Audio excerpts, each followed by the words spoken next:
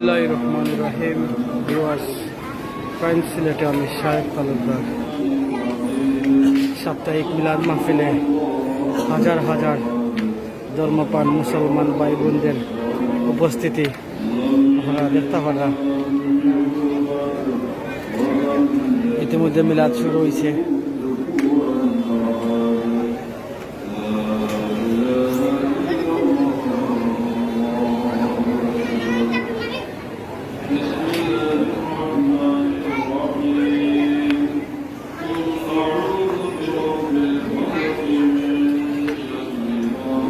শাহজালাল রহমতুল্লাহ আলাইহির মাজার মসজিদে সালাতুল মাগরিবের নামাজ আদায়ের পর ইতিমধ্যে মিলাদ শুরু হয়েছে।